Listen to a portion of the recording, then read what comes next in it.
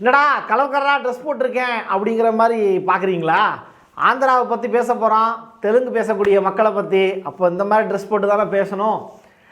4 கட்சிகள் ஒன்றாக சேர்ந்து ஒரு சிங்கத்தை எதிர்த்து பெரிய போர் ஒன்றுக்கு தயாராகிட்டு இருக்கு. வரக்கூடிய பிப்ரவரி மாதம் 20ஆம் தேதி ஒரு பெரிய அறிவிப்பு ஒன்று வெளியாக இருக்கிறது. ஆந்திராவில் நாடாளுமன்ற தேர்தல், சட்டமன்ற தேர்தல் ரெண்டும் ஒன்றா நடக்கக்கூடிய அந்த சூழ்நிலையில் ஆந்திராவில் அரசியல் களங்கிறது அப்படியே பத்துக்கிட்டு எரியுது. என்னென்ன நடந்துக்கிட்டு இருக்கு அப்படிங்கிறத டீட்டெயிலாக பார்த்துடலாமா? இது பிரசாத் சிக்னேச்சர்.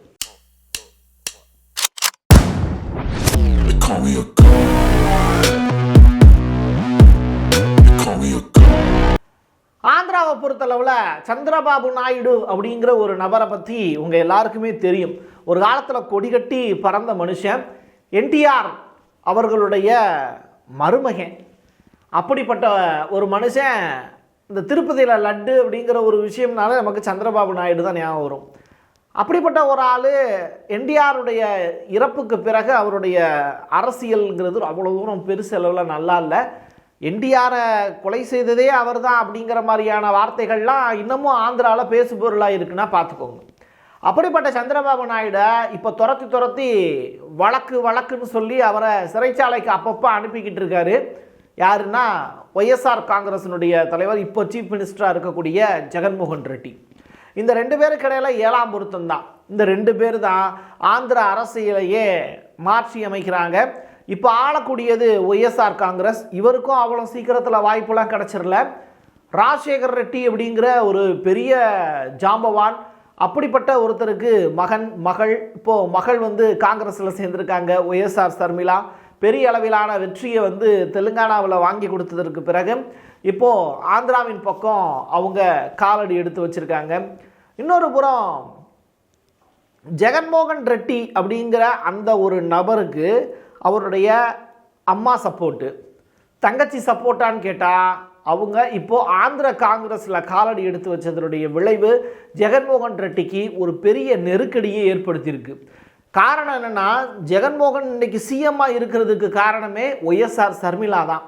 அவங்களுடைய பேச்சு அப்படிங்கிறது ஒட்டுமொத்த ஆந்திராவில் இருக்கக்கூடிய மக்களையும் அக்கா பேசுகிறாங்க அப்படிங்கிற அளவுக்கு கொண்டு போய் நிப்பாட்டிடுவாங்க. அந்த அளவுக்கு அக்கா பேசுகிறாங்க வாங்க அப்படின்னு தான் சொல்லி தான் கூட்டு போவாங்களே தவிர ஒய்எஸ்ஆர் சர்மிளா பேசுகிறாங்கன்னு சொல்லி கூட்டு போக மாட்டாங்க. அந்த அளவுக்கு அவங்க மேடையில் மைக்கை பிடிச்சி பேசுனாங்கன்னா எப்படி இங்கே தெலுங்கானா அப்படிங்கிற அந்த மாநிலத்தில் சந்திரசேகர் ராவ் பேசினார் அப்படின்னா அந்த மக்கள் ரொம்ப உன்னிப்பாக கவனிப்பாங்களோ அந்த அளவுக்கு பேச்சாற்றல் மூலிமா உருது மொழியில் சந்திரசேகர் ராவ் பேசினார் அப்படின்னா மக்கள்லாம் அப்படியே நம்ம ஊரில் கலைஞர் பேசுகிற மாதிரி அந்த அளவுக்கு சிறப்பான ஒரு நிகழ்வுகள்லாம் இருக்கும். அப்படிப்பட்ட சந்திரசேகர் ராவை எதிர்த்து அரசியல் பண்ணி தெலுங்கானாவில் காங்கிரஸுக்கு ஒரு இடத்த பிடிச்சி கொடுத்துட்டு இப்போ ஆந்திராவின் பக்கம் தன்னுடைய அண்ணனை தோக்கடிக்கிறதுக்காக கிளம்பிறங்குறாங்க. இப்படிப்பட்ட நேரத்தில் தான் தன்னுடைய அரசியல் எதிரியாக இருக்கக்கூடிய சந்திரபாபு நாயுடு இப்போ என்ன பண்ணுறாரு, டைரெக்டாக பாஜக பக்கம் கூட்டணி வைக்கிறதுக்காக அமித்ஷாவை பார்க்க போகிறார். அமித்ஷாவுக்கும் சந்திரபாபு நாயுடுக்கும் 7ஆம் பொருத்தம் தான். 2014 நல்ல கூட்டணியில் இருந்தாங்க. 2018 ஆந்திராவுக்கு சிறப்பந்தஸ்து அப்படிங்கிற ஒரு விஷயம் கிடைக்காததுனால அதிலிருந்து வெளியில் வந்தார் சந்திரபாபு நாயுடு. ஸோ பாஜகவிலிருந்து வெளியில் வந்ததற்கு பிறகு அவருக்கு டோட்டலாக இறங்கும் முகம்தான். ஒத்த தேர்தலில் கூட ஜெயிக்கலை. ஜெகன்மோகன் ரெட்டி டாப்பில் போய் நின்ட்டார். தவிர அவர் பாஜகவையும் பகைக்கவே இல்லை. பாஜகவுக்கு ஆதரவான மசோதாக்கள் எதுவாக இருந்தாலும் அவங்க ஒரு மசோதா கொண்டு வர்றாங்கன்னா அதை முதல்ல ஆதரிக்கிறது பாஜக காரங்களை தாண்டி ஜெகன்மோகன் ரெட்டி தான் ஆதரிப்பார். அது மட்டும் கிடையாது, ஆந்திராவில் சில பல சர்ச்சுகள்லாம் இடிக்கப்பட்டதுக்கு பின்னாடி ஜெகன்மோகனுடைய அந்த அரசியலும் இருக்குது அப்படிங்கிறாங்க. ஆனால் ஜெகன்மோகனுடைய வீடுகளில் இன்னமும் பார்த்திங்கன்னா ஒரு சிறுபான்மையினருக்கான வீடு தான். கிறிஸ்தவ மதத்தை ஃபாலோ பண்ணக்கூடியவங்க அப்படிங்கிற அடையாளத்தை ஏற்படுத்தி வச்சுருப்பாங்க. அந்த அடையாளத்தை உடச்சி காங்கிரஸ் சைடில் இருந்து தன்னுடைய தங்கச்சியை முன்னிலைப்படுத்தி இப்போது காங்கிரஸ் ஜெகன்மோகன் ரெட்டியினுடைய மார்க்கெட்டை இறக்க பார்க்குது. அவர் ஒரு பாஸ்டர். ஒய்எஸ்ஆர் காங்கிரஸினுடைய ஒய்எஸ்ஆர் காங்கிரஸ் கமிட்டியினுடைய அந்த சர்மிளா அவர்கள், ஒய்எஸ்ஆர் சர்மிளா இருக்காங்கல்ல, அவங்களுடைய கணவரும் பாஸ்டராக தான் இருக்காங்க.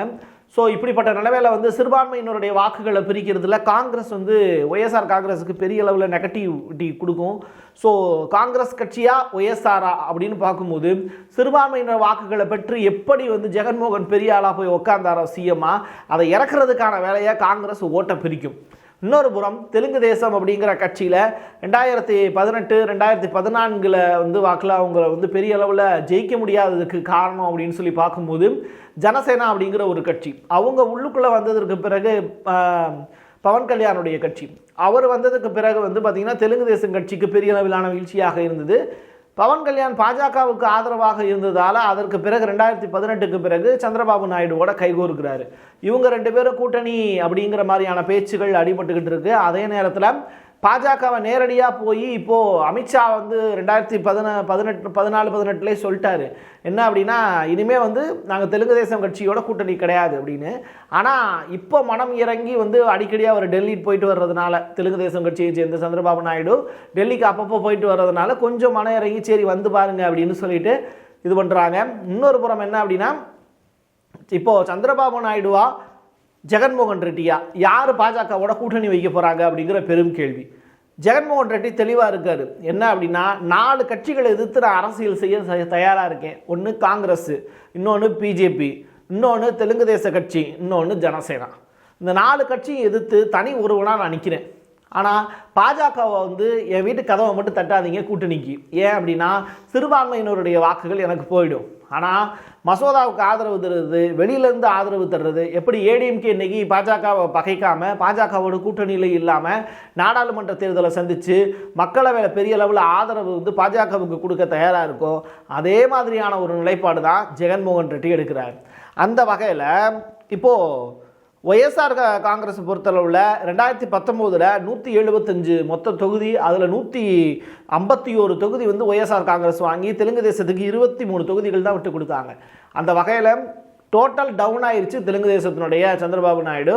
அதற்கு பிறகு 2019 இருக்கக்கூடிய மக்களவை தொகுதி 25ல் 22 இடம் வந்து ஜெகன்மோகன் ரெட்டி ஜெயிச்சார். 3 இடம் மட்டும்தான் தெலுங்கு தேசம் ஜெயிச்சுது. இப்படி டோட்டல் டவுனாக இருக்கிறதுனால பாஜக இப்போ டிமாண்டை ஜாஸ்தி பண்ணுறாங்க. மொத்தமாக அவங்க வந்து கேட்குறது வந்து பார்த்திங்கன்னா 6 எம்பி தொகுதி கொடுங்க, 20 எம்எல்ஏ தொகுதி கொடுங்க அப்படின்னு சொல்லிட்டு கேட்க போகிறதா சொல்லிக்கிட்டு இருக்காங்க. இப்போ ஜனசேனாவுக்கு வந்து 3 எம்பி தொகுதி வந்து கேட்டிருக்காங்க. ஸோ தெலுங்கு தேசம் கட்சியை பொறுத்தளவில் ஒரு 11-12 தொகுதிகள் வந்து அவங்க போட்டியிடுவதற்கான வாய்ப்பு இருக்குது அப்படின்னு சொல்கிறாங்க.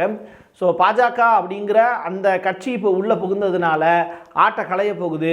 வரக்கூடிய 20ஆம் தேதி தெலுங்கு தேசம், ஜனசேனா, பாஜக இந்த 3 கட்சியும் ஒன்றாக சேர்ந்து தொகுதி பங்கீடு தொடர்பான விஷயங்களையும் கூட்டணி தொடர்பான அறிவிப்புகளையும் வெளியிட வாய்ப்பு இருக்குது. ஸோ இந்த 3 கட்சிகள் ஒன்றாக சேர்ந்துடும். ஜெகன்மோகன் ரெட்டியினுடைய ஒய்எஸ்ஆர் காங்கிரஸ் தனியாக இருக்கும். காங்கிரஸ் ஒய்எஸ்ஆர் சர்மிளா தலைமையில் அவங்க களமிறங்க போகிறாங்க. ஆந்திராவில் மும்முனை போட்டி அப்படிங்கிறது அடுத்த கட்டத்தை நோக்கி நகரப்போகுது. இப்படி ஒரு பிரம்மாண்டமான நாடாளுமன்ற தேர்தலையும் சட்டமன்ற தேர்தலையும் ஒரு சேர ரொம்ப காலத்துக்கு பிறகு ஆந்திர அரசியல் வந்து சந்திக்க போகுது அப்படிங்கிறதுனால ஸோ என்டிஆருடைய அவருடைய இப்போ என்ன பிரச்சனைனா, பாஜகவில் இப்போ மாநில தலைவராக ஆந்திராவில் இருக்கக்கூடியவங்க பேர் வந்து புரந்தரேஸ்வரி. அவங்க வந்து என்டி ராமராவுடைய மக. அப்போது தெலுங்கு தேசம் கட்சி அப்படிங்கிறதும் இப்போது தெலுங்கு தேசம் கட்சியை நிர்வகிக்கக்கூடிய சந்திரபாபு நாயுடுவினுடைய ஒய்ஃப் யாருன்னா என்டி ராமாவுடைய பொண்ணு. அப்போது 2 பேருமே வந்து சொந்தக்காரவங்க தான். அப்படி இருக்கும்போது பாஜகவில் மாநில தலைவராக இருக்கக்கூடிய இந்த புரந்தரேஸ்வரி ஏற்கனவே தந்தையினுடைய சாவுக்கு பழி வாங்கிறதுக்கும் தயாராக இருப்பாங்க. அதே நேரத்தில் மறந்து மன்னிச்சு அரசியல் காரணமாக சந்திரபாபு நாயுடுவும் இந்த புரந்தகேஸ்வரியும் இணைந்து தேர்தலை சந்திக்கிறதுக்கு வாய்ப்பு இருக்கா அப்படிங்கிற பெரும் கேள்வியும் இருக்குது. இப்படி ஏகப்பட்ட தகவல்களோட ஆந்திர அரசியல் களம் வந்து பயங்கர சூடு பிடிச்சிருக்கு. தெலுங்கானாவில் தன்னை தோக்கடித்த காங்கிரஸுக்கு திருப்பி பதிலடி கொடுக்கக்கூடிய வகையில் சந்திரசேகர் ராவினுடைய ஆட்களும் ஆந்திர அரசியலில் சில உள்குத்து வேலைகளில் ஈடுபடலாம் அப்படின்னு சொல்லப்படுது. ஸோ ஆந்திரா அப்படிங்கிற மாநிலம் 2 துண்டாக உடைந்த சந்திரசேகர் ராவினுடைய பேச்சுகளும் இந்த ஆந்திர அரசியலில் ஒரு முக்கியத்துவம் வாய்ந்த ஒரு விடயமாகவும் அவருடைய ஆதரவாளர்களும் இந்த ஆந்திர தேர்தலில் வந்து ரொம்ப இம்பார்ட்டண்டான ஒரு பங்கு வகிப்பாங்கங்கிறதுல மாற்று கருத்து இல்லை. என் கையெழுத்து என் மக்களுக்கு கடந்த மீண்டும் ஒரு பதிவில் சந்திக்கலாம். நன்றி, வணக்கம். நிறைய நல்ல தரமான வீடியோக்களை பார்க்கறதுக்கும் அதே மாதிரி செய்திகளுடைய ஆழம் சென்று தெரிஞ்சுக்கிறதுக்கும் வரலாற்றை பேசுறதுக்கும் கேட்கறதுக்கும் எல்லாத்துக்குமா இருக்கக்கூடிய பிரசாத் சிக்னேச்சர் சேனலை உடனடியா லைக் பண்ணுங்க, ஷேர் பண்ணுங்க, கமெண்ட் பண்ணுங்க, மறக்காம சப்ஸ்கிரைப் பண்ணி பெல் ஐகானை கிளிக் பண்ணிருங்க.